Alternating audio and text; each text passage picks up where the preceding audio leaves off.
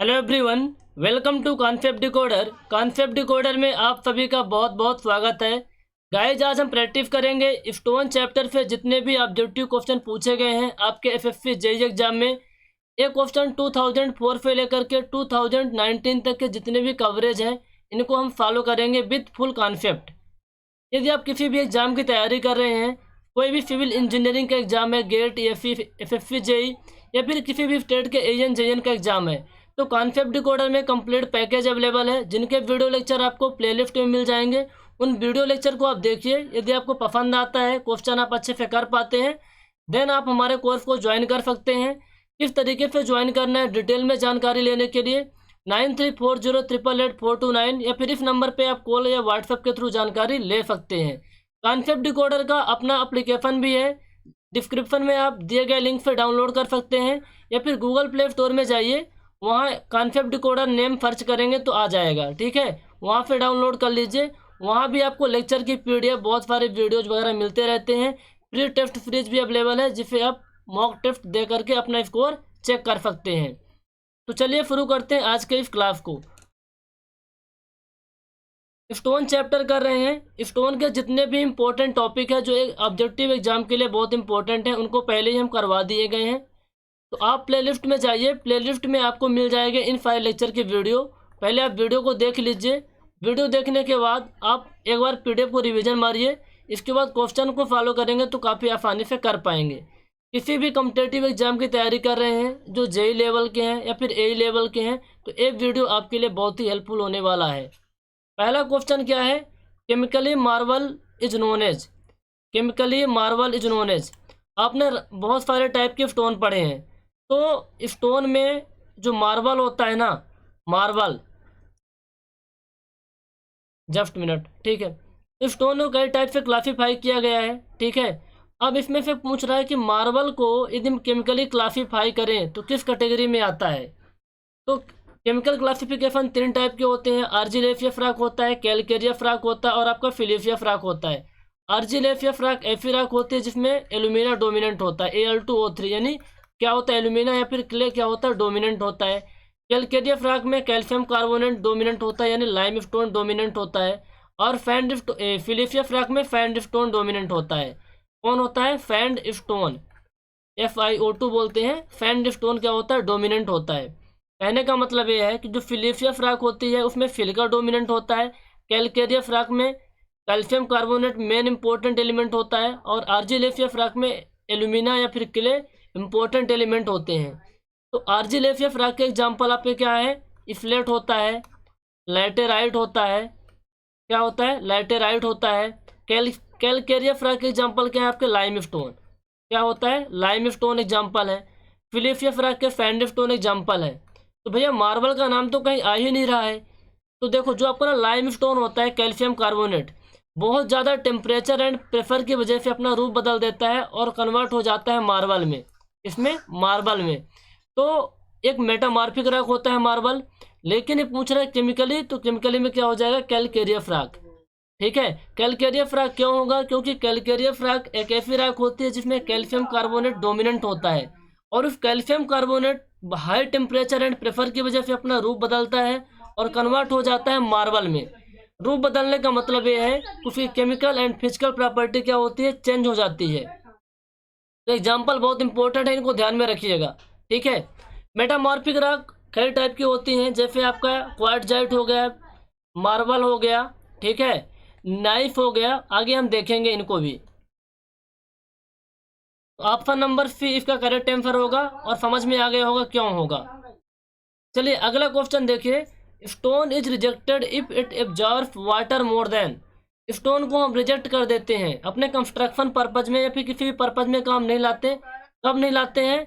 यदि स्टोन की water absorption capacity 10% से ज़्यादा है, यानी स्टोन 10% से ज़्यादा वाटर को एब्जॉर्व कर रहा है, देन हम स्टोन को रिजेक्ट कर देते हैं, फिर यूज में नहीं लाते हैं। तो option number B is the correct answer. अच्छा, आप ये बताइए, जो आपका फर्स्ट क्लास का ब्रिक होता है ना, उसकी वाटर एब्जॉर्प्शन कैपेसिटी कितनी होती है? कमेंट करके आप बताइए। अगला क्वेश्चन आपका है, crushing strength of good building stone could be more than. आपने पढ़ा है क्रशिंग स्ट्रेंथ या फिर कंप्रेसिव स्ट्रेंथ। कैसे करते हैं, यूनिवर्सली टेस्टिंग मशीन होती है उससे हम करते हैं। ठीक है, हमारे पास स्टोन होता है, उस स्टोन को 24 घंटे तक पानी में डुबो देते हैं। पानी में डुबोने के बाद 24 घंटे नहीं 72 घंटे तक पानी में डुबो देते हैं, यानी 3 दिन तक। 3 दिन तक पानी में डुबोने के बाद उस स्टोन के जो ऊपरी सरफेस होता है ना, उस सरफेस में जहाँ लोड अप्लाई होगा वहाँ प्लास्टर ऑफ पेरिस या फिर प्लाईवुड से क्या करते हैं, कोटिंग कर देते हैं। आपने कोटिंग कर दिया, कोटिंग करने के बाद UTM machine, universal testing machine में ले जाते हैं और सैंपल को रखते हैं। 14 न्यूटन पर mm² के दर से क्या होता है, लोड को अप्लाई किया जाता है। और जिस लोड पे आपका क्या होता है, स्टोन फेल हो जाता है, वही आपकी कंप्रेसिव स्ट्रेंथ या फिर क्रशिंग स्ट्रेंथ होती है। तो कितनी होनी चाहिए, 4 न्यूटन पर mm² से कम नहीं होनी चाहिए।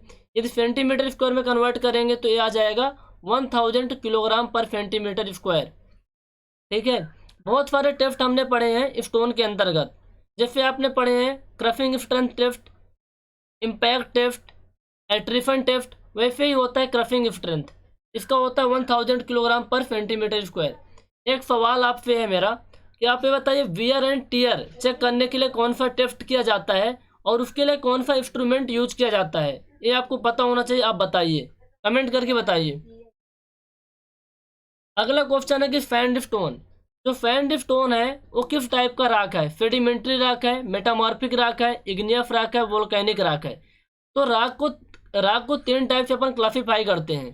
पहला आपका क्या होता है, जियोलॉजिकल यानी उत्पत्ति के आधार पर, फिजिकल प्रॉपर्टी के आधार पर और केमिकल कंपोजिशन के आधार पर। जियोलॉजिकल जो होता है उत्पत्ति के आधार पर अपनी इग्नियस राख होती है, सेडिमेंट्री राख होती है, मेटामॉर्फिक राख होती है। फिजिकल क्लासिफिकेशन में स्ट्रैटिफाइड राख होती है और अनस्ट्रैटिफाइड राख होती है। और केमिकल क्लासिफिकेशन में सिलिशियस राख, आर्जिलेशियस राख और कैलकेरियस राख होती है। ठीक है, ये आपके राख होते हैं और इन राख के एग्जाम्पल बहुत इंपॉर्टेंट है जो कि लेक्चर में करवाए गए हैं। तो सैंड स्टोन कौन से टाइप का राख होता है, तो थोड़ा सा भी हम देख लेते हैं अच्छे से तो क्लियर हो जाएगा। अब राख ना, इग्नियस राख, सेडिमेंट्री राख, मेटामॉर्फिक राख, ये जियोलॉजिकल क्लासिफिकेशन है। तो भैया इग्नियस राख के कौन कौन से एग्जाम्पल है, सेडिमेंट्री राख के कौन कौन से एग्जाम्पल है, जब तक आपको याद नहीं होगा ना आप क्वेश्चन का आंसर नहीं दे पाओगे, इसलिए मैंने यहाँ पर लिख दिया है, आप थोड़ा सा देख लीजिए। इग्नियस राख कैसे बनती है, जैसे अपना अर्थ है, अर्थ के अंदर बहुत ज़्यादा टेम्परेचर होता है, तो अंदर का जो माफिफ होता है ना, वो सिलिका होता है, पिघला हुआ रहता है। और ड्यू टू वोल्केनिक इरप्शन क्या होता है, अर्थ के ऊपर निकलता है या फिर अर्थ के नीचे फेट हो जाता है या फिर कहीं बीच में फेट हो जाता है, तो क्या बन जाता है, राख का फॉर्मेशन होता है। तो 3 टाइप से राख बनती है। जब मैग्मा धरती के ऊपर आके जमता है तो होता है वोल्केनिक राख। जब मैग्मा धरती के सरफेस से कुछ नीचे ही जम जाता है, होता है हैप्पी बेफॉल राख। जब मैग्मा जहाँ से निकलता है और वहीं धीरे धीरे होकर के ठंडा हो जाता है, वो होता है प्लूटोनिक राख। तीनों के अलग अलग एग्जाम्पल हैं। ठीक है, प्लूटोनिक राख में आपका फाइनाइट आता है, ग्रेनाइट आता है, गैब्रा, पीरोटाइट, पेग्माटाइट। ये एग्जाम्पल बहुत इंपॉर्टेंट, इनको याद कर लीजिए आप। हाइपे बेफाल राख में डोलेराइट आता है, डोलोमाइट नहीं आता, डोलोमाइट इज अ सेडिमेंट्री राख। हाइपे बेफाल में डोलेराइट आता है, जिसमें जो मिनरल होते हैं ना, क्वार्टजाइट होता है, मैग्मा होता है और फेलास्पर होता है।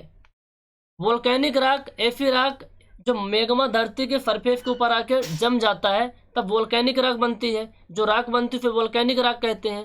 उसका एग्जाम्पल है बेफाल्ट, ट्रैप, पेग्माटाइट। तो ये इंपॉर्टेंट है, इनको ध्यान में रखिए। एक किसके एग्जाम्पल हो गए, इग्नियस राख के। उसी तरीके से जो आपकी इग्नियस राख बनी है, वो डिसइंटीग्रेट होती है, धीरे धीरे टूटती है और डिसइंटीग्रेट होकर के दूसरी जगह उसके पार्टिकल क्या होते हैं, डिपोजिट होते जाते हैं लेयर बाय लेयर। तो एक स्ट्रैटिफाइड राख बन जाती है, जिसे क्या कहते हैं, सेडिमेंट्री राख। जबकि इग्नियस राख क्या होती है, अनस्ट्रैटिफाइड होती है, उसमें कोई स्ट्रेटा नहीं होता। तो सेडिमेंट्री राख के कौन कौन से एग्जाम्पल हैं, जिप्सम है example, CaFO4 whole twice into 2H2O। ठीक है, calcium sulphate, hydrous calcium sulphate है क्योंकि 2 गुना पानी है। डोलोमाइट के क्या फार्मूला होता है, कैल्शियम कार्बोनेट और मैग्नीशियम कार्बोनेट। ये क्या होता है, डोलोमाइट में जो मैग्नीशियम कार्बोनेट की परसेंटेज होती है 45% से अबव होती है। ये भी क्वेश्चन पूछा गया है। एक बार क्वेश्चन आया हुआ था किसी जेईई एग्जाम में, नाम तो याद नहीं आ रहा है। तो कैल्शियम, मैग्नीशियम और CO3 का होल ट्वाइस, इस तरीके से फार्मूला लिखा हुआ था। पूछा था कि भैया निम्न में से डोलोमाइट का फार्मूला कौन सा है, तो आपको इसमें टिक करना है, फिर इसमें टिक करना है। 2 कार्बोनेट है ना, इसलिए ट्वाइस यहाँ लगा दिए हैं। लाइम स्टोन आता है, सैंड स्टोन, फेल, क्ले स्टोन, ब्रेफिया, कांग्लोमेरेट, ये सब क्या होते हैं, सेडिमेंट्री रॉक के एग्जाम्पल होते हैं। इन एग्जाम्पल को आपको ध्यान में रखना है। तो सैंड स्टोन किसका एग्जाम्पल हो गया, सेडिमेंट्री रॉक का। जो आपकी इग्नियस रॉक होती है ना, इग्नियस रॉक जब टूटती है, डिसइंटीग्रेट होती है और उसके पार्टिकल एक जगह से दूसरी जगह लेयर बाय लेयर डिपॉजिट होते जाते हैं, तो एक स्ट्रैटिफाइड रॉक बनती है, वो होती है आपकी सेडिमेंट्री रॉक। यदि आपसे एग्जाम्पल पूछे कि स्ट्रैटिफाइड रॉक के एग्जाम्पल कौन है, तो यही एग्जाम्पल हो जाएंगे। अनस्ट्रैटिफाइड रॉक के एग्जाम्पल पूछेगा तो इग्नियस रॉक के जितने भी एग्जाम्पल हैं अनस्ट्रैटिफाइड रॉक हो जाएंगे। जबकि फोलिएटेड रॉक क्या होती है, जितने भी मेटामॉर्फिक रॉक होते हैं, एक्सेप्ट क्या होता है, क्वार्टजाइट को छोड़ दीजिए, मार्बल को छोड़ दीजिए, और जितने भी मेटामॉर्फिक रॉक के एग्जाम्पल होते हैं वो सब होते हैं foliated rock, foliated rock. I hope आपको एग्जाम्पल समझ में आए होंगे और आप क्वेश्चन को कर पाएंगे। अगला क्वेश्चन आपका है, क्वेश्चन ये पूछता है कि भैया रॉक हैविंग एल्यूमिना और clay is their major constituent are called. एक ऐसी चट्टान है जिसमें सबसे ज़्यादा क्या है, एल्यूमिना है या फिर क्ले है। एल्यूमिना का फार्मूला क्या होता है, Al2O3। क्या होता है, Al2O3। एल्यूमिना है या फिर क्ले है, तो उस रॉक को आप क्या कहेंगे। आपने पढ़ा था कि केमिकल कंपोजिशन के आधार पर रॉक को 3 टाइप से क्लासीफाई किया गया है, argillaceous rock, calcareous rock, siliceous rock. तो आर्जिलेशियस रॉक ऐसी रॉक होती है जिसमें एल्यूमिना बहुत ज़्यादा होता है, क्ले बहुत ज़्यादा होता है। कैलकेरियस रॉक ऐसी रॉक होती है जिसमें कैल्शियम कार्बोनेट बहुत ज़्यादा होता है। सिलिशियस रॉक ऐसी रॉक होती है जिसमें सिलिका बहुत ज़्यादा होता है। ठीक है, तो एल्यूमिना और क्ले किसमें है, तो आर्जिलेशियस रॉक में सबसे ज़्यादा होता है, आर्जिलेशियस रॉक। अच्छा, आर्जिलेशियस रॉक के एग्जाम्पल बताओगे आप। इफ्लेट होता है, इफ्लेट, जिसको डैम प्रूफ में अपन यूज लाते हैं। लैटेराइट होता है, लैटेराइट। इफ्लेट होता है, लैटेराइट होता है, आर्जिलेशियस रॉक के एग्जाम्पल। सिलिशियस रॉक के एग्जाम्पल सैंडस्टोन होता है। क्या होता है, सैंडस्टोन होता है।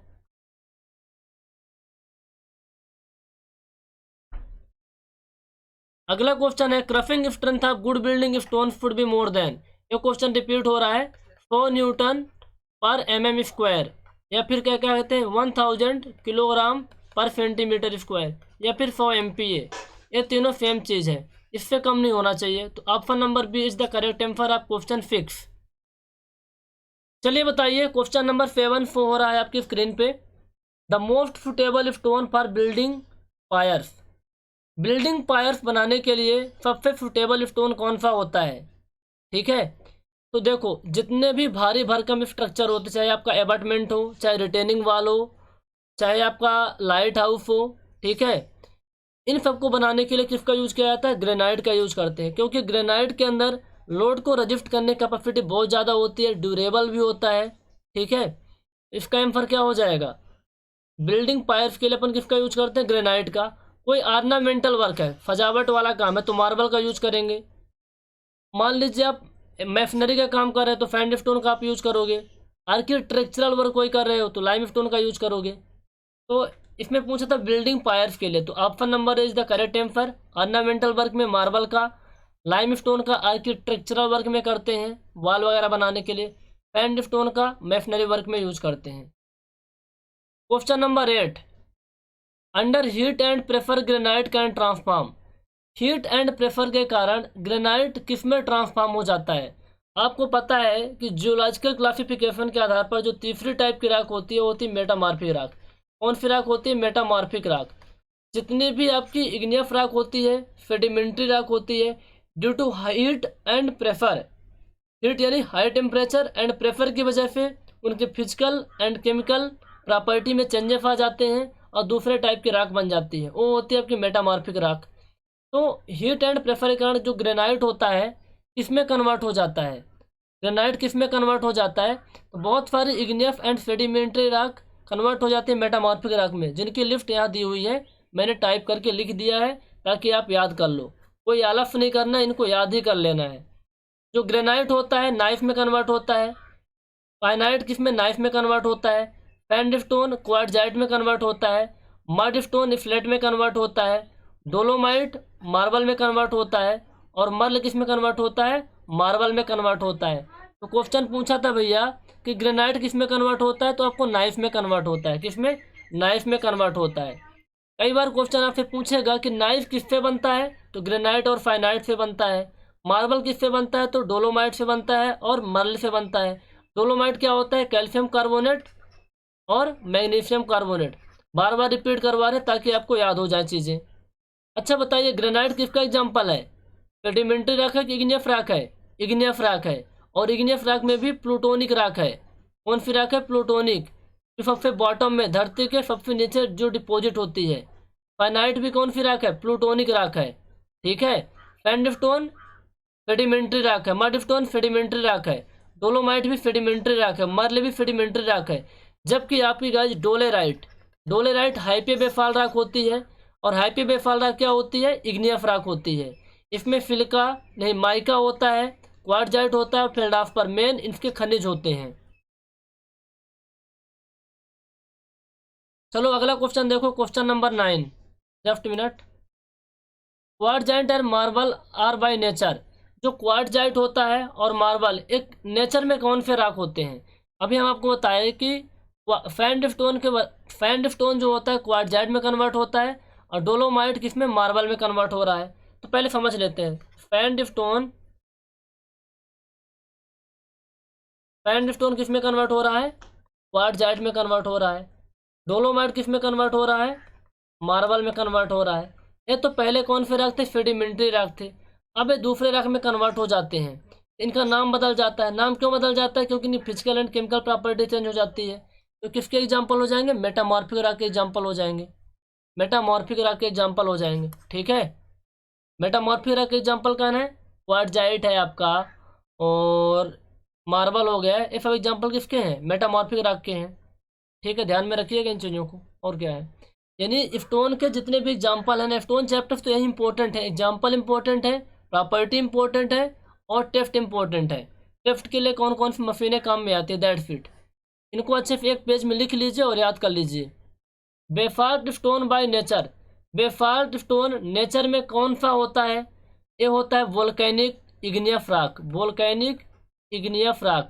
वोल्केनिक इग्नियस रॉक एक ऐसी रॉक होती है जब मैग्मा धरती के ऊपर आता है ना, धरती के सरफेस के ऊपर आके जम जाता है, डिपॉजिट हो जाता है, तो जो रॉक बनती है वो बेफाल्ट होती है। बेफाल्ट होती है, ट्रैप होता है, वोल्केनिक रॉक होती है। ठीक है ना। Basalt and trap are example of volcanic igneous rock. जबकि प्लूटोनिक रॉक क्या होती है? जो धरती के बॉटम में, मान लो यहाँ मैग्मा है तो यहीं ये डिपॉजिट हो जाती है। ये क्या होती है? प्लूटोनिक रॉक होती है। जो बीच में डिपॉजिट हो जाता है हाइपे बेफाल रॉक होता है। जो धरती के ऊपर आ जाता है वोल्केनिक इग्नियस रॉक होता है। बेफाल्ट किसका एग्जाम्पल है? वोल्केनिक रॉक का एग्जाम्पल है। Granite is a rock that is by nature. अच्छा बताओ, ग्रेनाइट एक चट्टान है, सिंपल सी बात है तो है, लेकिन नेचर में कौन सी है? एक ग्रेनाइट आपका वोल्केनिक है, प्लूटोनिक है, सेडिमेंट्री है, मेटामॉर्फिक है। तो भैया ग्रेनाइट जो होता है ना, ये होता है आपका प्लूटोनिक रॉक। कौन सा होता है? Plutonic rock. जब ग्रेनाइट कन्वर्ट हो जाएगा नाइफ में, GNEIFF, वो हो जाएगा मेटामॉर्फिक रॉक। ठीक है। The process of providing smooth and face and regular shape, यहाँ लिख लो, smooth face and regular shape. ठीक है। एक ऐसे प्रोसेस का नाम बताओ जिसमें से स्टोन को अच्छा सा फेस दिया जाता है, वो रेगुलर शेप में कन्वर्ट किया जाता है। देखो ये आपकी चट्टानें हैं, मान लो। अब इस चट्टानों से हमें क्या निकालना है? स्टोन निकालना है। तो हम क्या करते हैं? क्वायरिंग करते हैं, स्टोन की क्वायरिंग करते हैं। क्वायरिंग करने के भी कई प्रोसेस होते हैं, जैसे डिगिंग होता है, एक्सकेवेटिंग होता है, हीटिंग होता है, ब्लास्टिंग होता है। ठीक है। अब आपने क्वायरिंग करके स्टोन निकाल लिया। अब स्टोन को डायरेक्टली आप यूज नहीं कर पाओगे ना, इसको एक प्रॉपर शेप एंड साइज में कन्वर्ट करना पड़ेगा। तो उसकी कटाई छटाई करनी पड़ती है। अनवांटेड शेप को हम काट देंगे। अनवांटेड शेप को जो हम काट देते हैं वो क्या होता है? ड्रेसिंग, है ना। वो क्या होता है? ड्रेसिंग। तो एक स्टोन को स्मूथ फेस देना, रेगुलर शेप एंड साइज में कन्वर्ट करना, क्या होता है? ड्रेसिंग होता है। वायरिंग क्या होता है? नेचुरल रॉक से स्टोन को निकालना। और इसके बहुत सारे मेथड हैं। पहला मेथड होता है आपका डिगिंग, एक्सकेवेटिंग, वही होता है, फिर हीटिंग होता है, फिर ब्लास्टिंग होता है। ये सारे प्रोसेस होते हैं स्टोन को क्वायरी करने के। अच्छा, फिजनिंग क्या होता है? जैसे आप स्टोन को क्वेरी करते हैं राख से, तो उसमें क्या होता है ना, एक नेचुरल मॉइस्चर होता है, that is called quarry sap. क्या बोलते हैं उसको? क्वेरी फैब बोलते हैं। वो नेचुरल मॉइस्चर होता है, यानी एक टाइप का मिनरल सोल्यूशन होता है। वो मिनरल सोल्यूशन टाइम के साथ में क्या होता है, इवेपोरेट हो जाता है। इवेपोरेट हो जाएगा। थोड़ा समझ लेते हैं फिजनिंग वाले कॉन्सेप्ट को, क्वेश्चन कई बार आते रहते हैं। ये आपका मान लो स्टोन है, ठीक है ना, आपने ड्रेसिंग कर लिए हैं और ये आपका स्टोन है। अब इस स्टोन के, जस्ट मिनट, थोड़ा सा बना रहे हैं थोड़ा सा। ये स्टोन है, ये स्टोन का अपर सरफेस है। अब यहाँ क्या होगा, एक नेचुरल मॉइस्चर होता है, that is called quarry sap. Quarry sap. अब ये क्या होगा, इवेपोरेट हो जाएगा, धूप की वजह से इवेपोरेट हो जाएगा। इवेपोरेट होने के बाद क्या होता है, पहली बात तो जो क्वेरी फैब होता है ना, इसकी वजह से स्टोन क्या होता है, सॉफ्ट होता है आपका। पहली बात समझ लो, कैसा होता है, सॉफ्ट होता है, वर्केबल होता है। सॉफ्ट होता है एंड वर्केबल होता है। अब इवेपोरेशन हो जाता है क्वेरी फैब का, तो यहाँ एक लेयर बन जाती है, यहाँ एक क्रिस्टलाइन लेयर बन जाती है। और वो लेयर क्या करती है पता है, यहाँ एक लेयर बन जाती है, जस्ट मिनट, यहाँ एक लेयर बन जाती है, ठीक है ना। वो लेयर क्या करती है ना, जो भी वेदर का इफेक्ट होता है, वेदरिंग इफेक्ट, उसको रजिस्ट करने की ताकत देती है स्टोन को। वो लेयर जो बन जाती है, क्रिस्टलाइन लेयर, स्टोन को वेदर से रजिस्ट करने की कैपेसिटी देती है, ताकत देती है। और इस पूरे प्रोसेस को होने में 6 से 12 महीने का टाइम लगता है, 6 से 12 महीने का टाइम लगता है। समझ में आ रहा है फिजनिंग क्या होता है? फिजनिंग का मतलब यही होता है कि जो नेचुरल मॉइस्चर होता है वो इवेपोरेट हो जाता है 6 से 12 महीने में, और स्टोन के सरफेस में एक क्रिस्टलाइन लेयर बन जाती है, जो स्टोन के ये चारों सरफेस बनेंगे ना, चारों साइड में स्टोन के पूरे अपर सरफेस में बन जाता है। इससे क्या होता है, स्टोन को वेदर के अगेंस्ट जो रेजिस्टेंस प्रोवाइड करती है वो लेयर। तो smooth face and regular face तो एम्फा नंबर डी हो जाएगा, ठीक है गाइज। चलो ज़्यादा एक्सप्लेनेशन हो गया क्या, कोई नहीं। अगला क्वेश्चन देखो, the natural bedding plane of stone and the direction of pressure in stone machinery.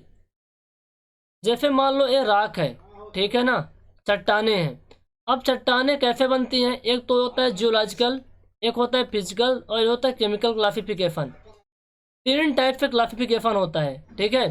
तो जियोलॉजिकल में क्या होता है कि उत्पत्ति के आधार पर उसके फिजिकल प्रॉपर्टी को हम देखते हैं फिजिकल क्लासिफिकेशन में, केमिकल कंपोजिशन को देखते हैं केमिकल क्लासिफिकेशन में।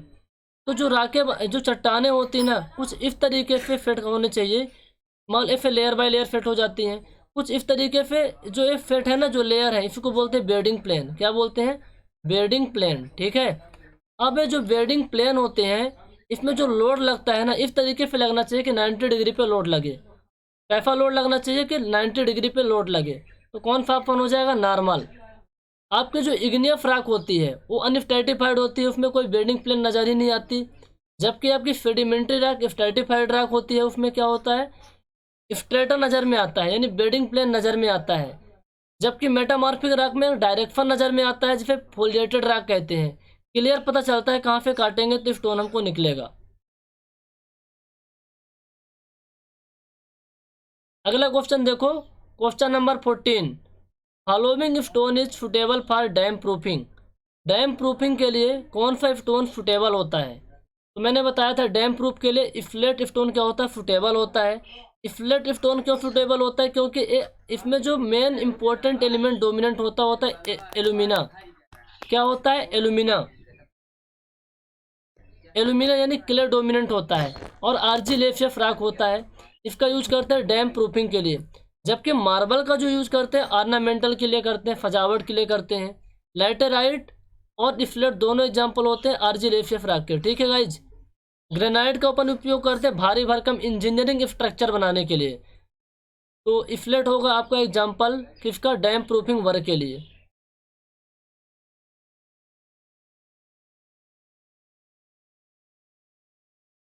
क्वेश्चन नंबर 15 देखिए, स्क्रीन पे शो हो रहा है। Identify the process responsible for the formation of sedimentary rock. उस प्रोसेस का नाम बताओ जो रिस्पॉन्सिबल होता है सेडिमेंट्री रॉक के फॉर्मेशन में, ठीक है। उस प्रोसेस का नाम बताओ जो जिम्मेदार होता है सेडिमेंट्री रॉक के फॉर्मेशन में, ठीक है। तो अब सेडिमेंट्री रॉक कैसे बनती है वो तो आपको पता है।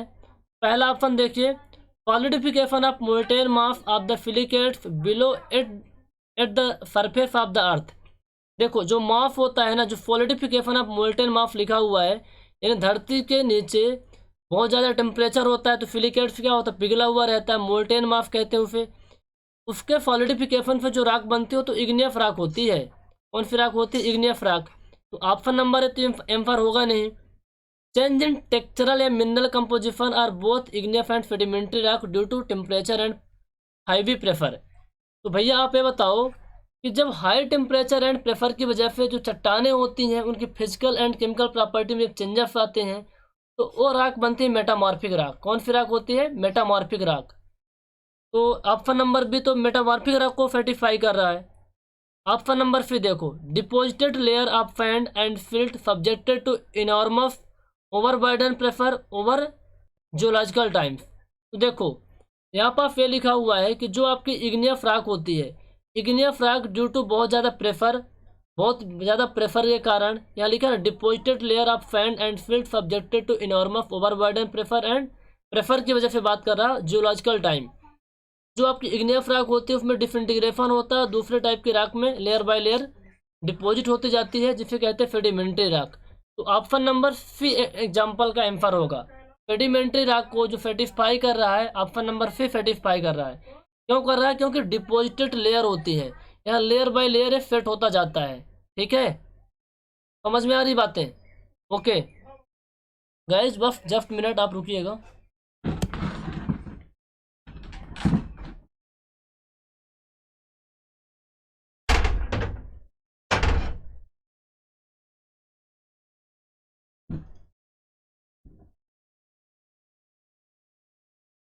सॉरी गाइस, बहुत ही ज़्यादा डिस्टर्बेंस हो जाता है कई बार।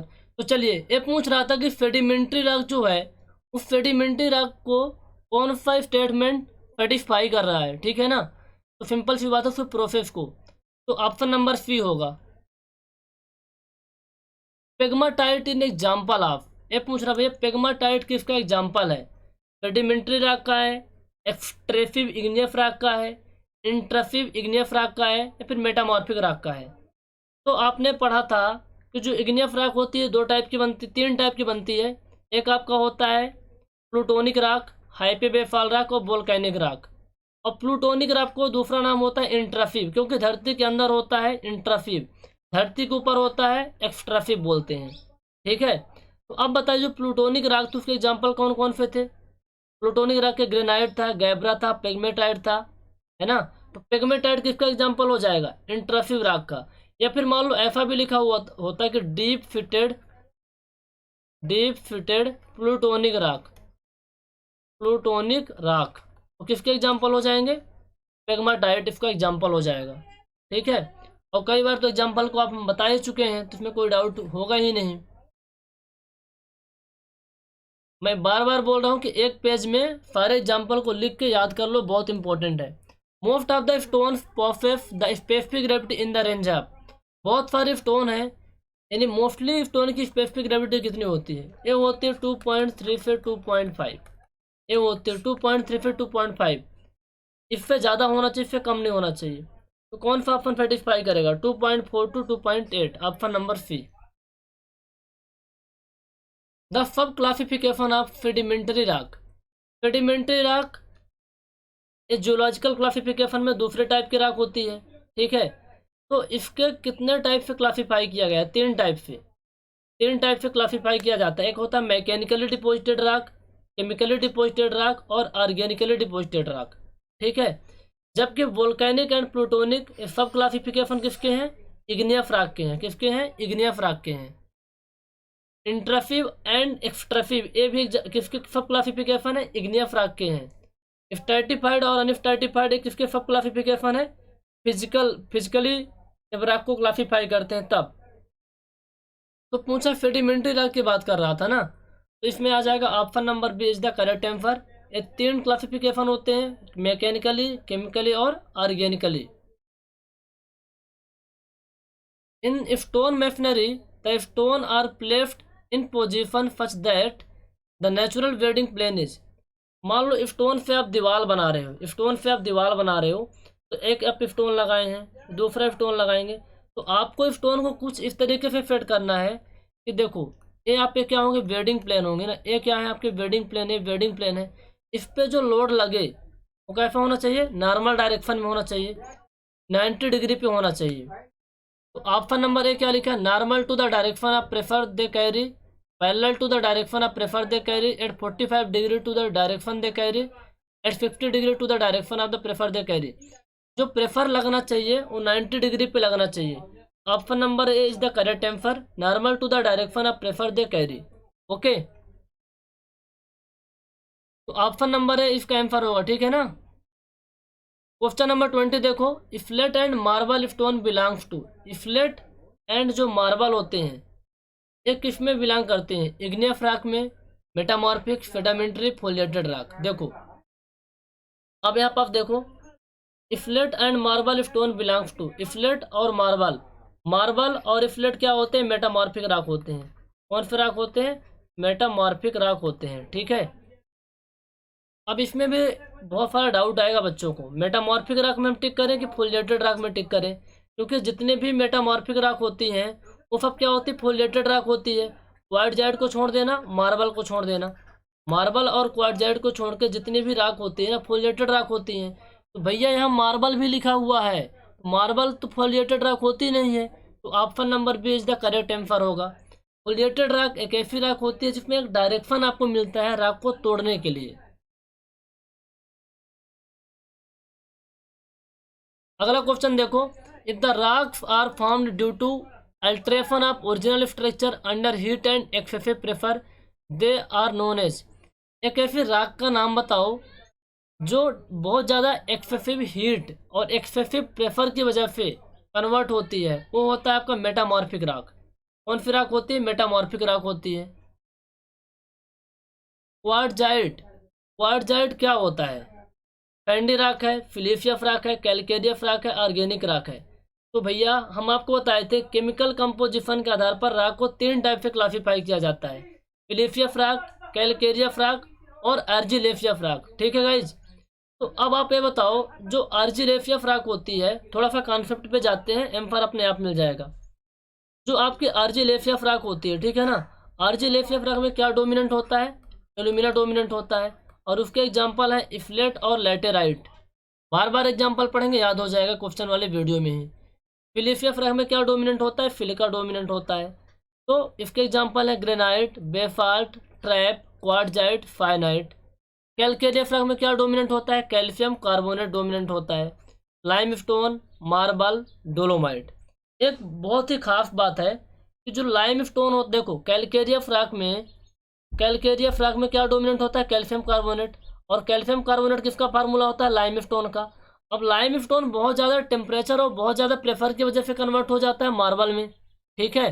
तो मार्बल भी आपका कैलकेरियस रॉक होगा। और डोलोमाइट में क्या होता है, कैल्शियम कार्बोनेट होता है और मैग्नीशियम कार्बोनेट भी होता है। तो कैल्शियम कार्बोनेट है इसलिए डोलोमाइट भी क्या होगा, कैलकेरियस रॉक होगा, ठीक है। इसको याद रख लो। तो क्वार्टजाइट किसका एग्जाम्पल है, सिलिशियस रॉक का, सिलिशियस रॉक का, ठीक है। क्वार्टजाइट का फार्मूला क्या होता है, एल्युमिनियम डाइऑक्साइड होता है ना, Al2O3। जस्ट मिनट, एक बार देख लेना, थोड़ा मेरे को याद नहीं आ रहा है, क्वार्टजाइट को कुछ बोलते हैं यार।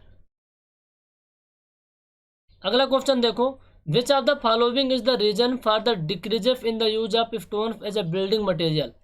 इनमें से कौन सा रीजन है जिससे स्टोन को हम बिल्डिंग मटेरियल के रूप में बहुत कम यूज कर रहे हैं आज के प्रेजेंट टाइम में।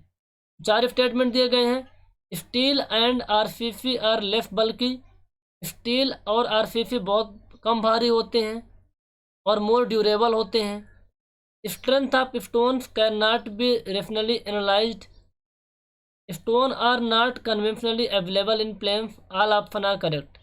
तो आप बताओ कि स्टोन को बिल्डिंग मटेरियल के रूप में हम बहुत कम यूज क्यों करते हैं, इसके पीछे क्या क्या रीज़न है। ये चारों रीज़न सही है। देखो स्टील होता है और आपका जो आरसीसी होता है ये भारी कम होते हैं लेकिन ड्यूरेबल बहुत ज़्यादा होते हैं, ये तो बात सत्य है। स्ट्रेंथ ऑफ स्टोन को, स्टोन की कितनी स्ट्रेंथ होगी, स्टोन कितने लोड को बेयर कर पाएगा, इसको डायरेक्टली एनालाइज कर पाना as compare to steel and RCC थोड़ा सा डिफिकल्ट होता है।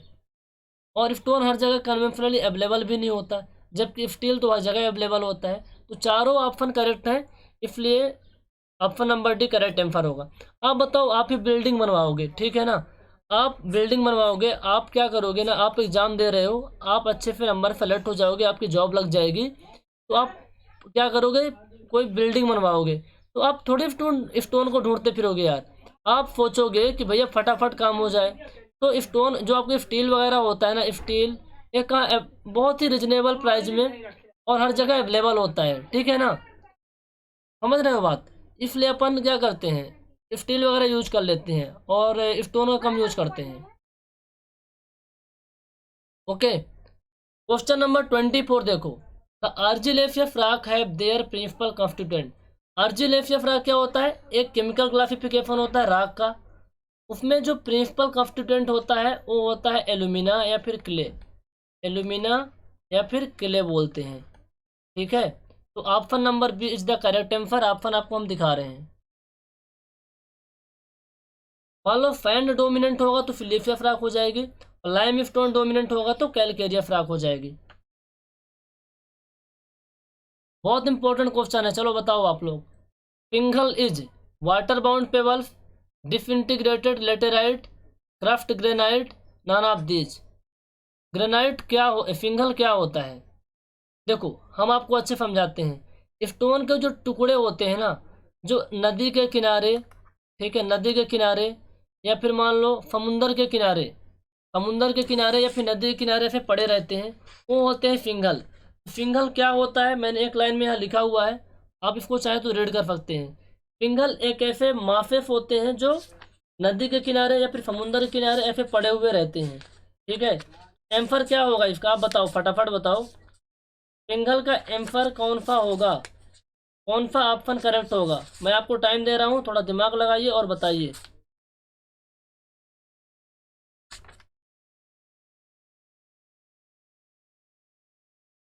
फिंगल का एम्फर कौन सा होगा, आप लोग बताइए फटाफट। लाइव क्लासेस तो है नहीं कि आप कमेंट करके बताओगे, वीडियो को पॉज करो और खुद से बताओ इसका एम्फर क्या होगा। तो देखो, ये कौन सा इसका एम्फर हो जाएगा, water bound pebbles, disintegrated laterite, crushed granite, कोई सा भी एम्फर नहीं होगा, क्योंकि shingle is a mass of small rough pieces of stone on the shore of या रिवर। समुंदर के किनारे फिर नदी के किनारे स्टोन को जो टुकड़े पड़े हुए होते हैं उसी को फिंगल कहते हैं। तो none of this, option number D is the correct answer. सोचने का मैंने टाइम दिया था, पता नहीं आप लोगों से बना या नहीं बना, अब आप लोग जानो। The solidification of molten magma when it reaches the surface of earth results in the formation of। the solidification of molten magma when it reaches the surface of earth results in the formation of। तो कौन सी राख होती है भैया, अब यहाँ बताओ। जो मैग्मा होता है, मैग्मा के सॉलिड होने से कौन सी राख बनती है, वो आपकी बनती है इग्नियस राख। कौन सी राख बनती है, इग्नियस राख।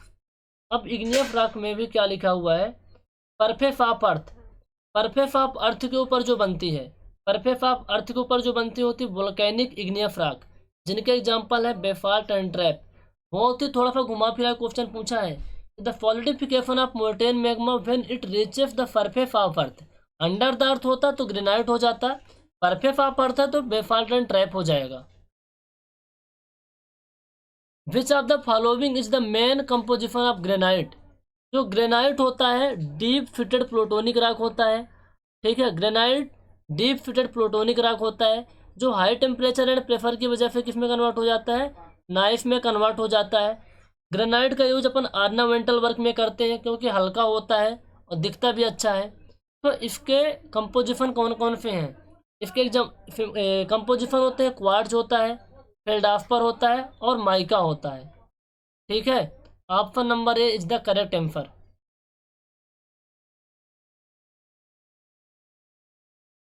Marble is an example of, marble किसका एग्जाम्पल है, एक्वा राख है, मेटामॉर्फिक राख है, सेडिमेंटरी राख है और इग्नियस राख है।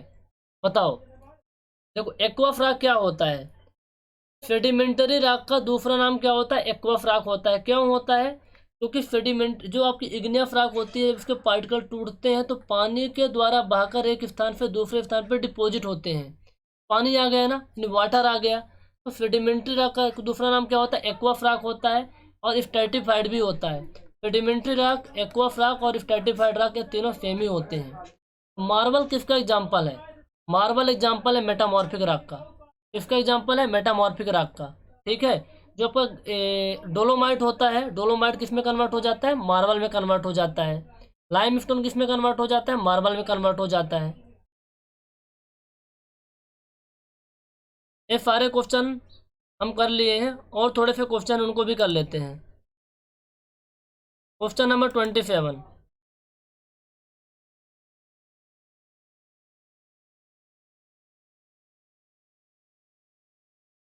The process of taking stone from natural rock is known as. The process of taking stone from natural rock is known as. Natural rock से स्टोन को निकालना क्या कहलाता है? वो होता है क्वेरिंग। जैसे नेचुरल जो रॉक होती है ना, आप उससे स्टोन को निकाल रहे हो, उस प्रोसेस को कहते हैं क्वेरिंग ऑफ स्टोन। क्या होता है? Quarrying of stone. अब स्टोन से अनवांटेड शेप को काट रहे हो और एक अच्छा शेप बना रहे हो किसी काम में लाने के लिए, वो होता है आपका ड्रेसिंग। तो स्टोन निकालने का क्या होता है? क्वेरिंग हो जाएगा। क्वेरिंग के कई मेथड होते हैं। पहला मेथड आपका होता है डिगिंग। क्या होता है? डिगिंग, या फिर इसको बोलते हैं एक्सकवेटिंग। एक्सकवेटिंग दूसरा आपका होता है, पहला मेथड है। दूसरा अपन होता है हीटिंग कर देते हैं। क्या कर देते हैं? हीटिंग। तीसरा होता है वेजिंग। आपका फोर्थ होता है ब्लास्टिंग। क्या होता है? ब्लास्टिंग। तो डिगिंग तब करते हैं स्टोन का, जैसे मान लो नेचुरल रॉक आपको स्टोन निकालना है, तो डिगिंग तब करते हैं जब low level in the ground में स्टोन हो और क्या हो? सॉफ्ट हो। हीटिंग तब करते हैं जब हॉरिजॉन्टल लेयर में आपकी चट्टानें कन्फिफ्ट हो। वेजिंग तब करते हैं जब उसमें क्या हो? क्रैक हो। ब्लास्टिंग तब करते हैं जब कोई क्रैक ही नहीं होता, तो जंपर होता है, जंपर पे होल करते हैं और एक्सप्लोजिव मटेरियल डालते हैं, फिर ब्लास्टिंग करते हैं और स्टोन को प्राप्त करते हैं। The rock that possess crystalline and compact grains are called. एक ऐसे चट्टान का नाम बताओ जो क्रिस्टलाइन एंड कंपैक्ट ग्रेन्स होते हैं उनमें। वो होता है आपका अनस्ट्रैटिफाइड रॉक। अनस्ट्रैटिफाइड एक ऐसी रॉक होती है जिसमें क्रिस्टलाइन स्ट्रक्चर होता है और उसके जो ग्रेन्स होते हैं बहुत ही ज़्यादा कंपैक्ट होते हैं, उसमें कोई लेयर ही नज़र नहीं आती। ये होता है इग्नियस रॉक। क्या होता है? Igneous rock. चाहे आपको वोल्केनिक रॉक हो, चाहे हैप्पी बेफाल हो, चाहे आपका कौन सा हो, डीप फिटेड प्लूटोनिक रॉक हो, वो सब क्या होते हैं? अनस्ट्रैटिफाइड रॉक होते हैं। तो option number C is the correct answer होगा। What is the Mohs hardness number? देखो, जो हार्डनेस होता है स्टोन की ना, उसको हम किससे रिप्रेजेंट करते हैं? मोह हार्डनेस नंबर से। तो अलग अलग स्टोन का अलग अलग क्या होता है? हार्डनेस नंबर होता है। स्टोन कहें फिर या कहें कि जो राख होती हैं, जो चट्टानें होती हैं, उनके कुछ मिनरल्स होते हैं। उन मिनरल्स के, ठीक है, उन मिनरल्स के अलग अलग हार्डनेस नंबर होते हैं। एक टेबल है, उस टेबल को आप देखिए थोड़ा सा, और आपको बनता है तो आप टिक करके बताइए। वैसे तो हमें पता है टोपाज का 8 होता है, लेकिन एक टेबल है उसको हमको याद रखना है कि फलाने का फलाना होता है। जो टाक होता है ना, टाक का 1 होता है जिप्सम, यानी calcium sulphate. Calcium sulphate into 2H2 formula होता है ना।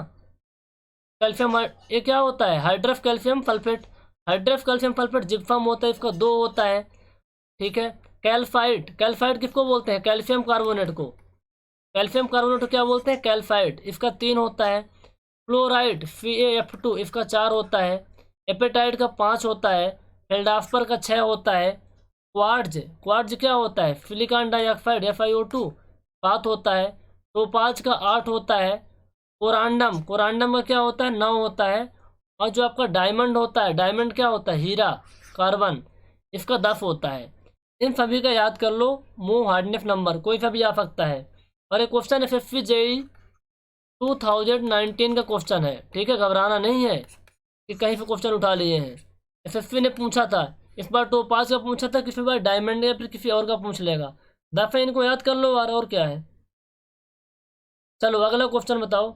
Match the name of the stone, match the name of the stone lift 1 with the use of that stone lift 2। कुछ स्टोन के नाम लिखे हुए हैं, ठीक है, लिफ्ट 1 में और लिफ्ट 2 में उनके यूजेस लिखे हुए हैं और आपको ऑप्शन दिया गया है। तो आप बताओ कौन सा करेक्ट आंसर होगा।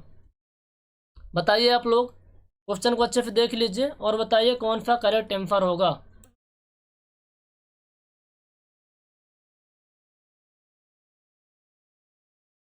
वीडियो को पॉज करिए, क्वेश्चन को समझिए और बताइए। ग्रेनाइट, ग्रेनाइट का अपन यूज कहाँ करते हैं? इनमें मार्बल, मार्बल तो सबको पता है ऑर्नामेंटल वर्क में यूज होता है।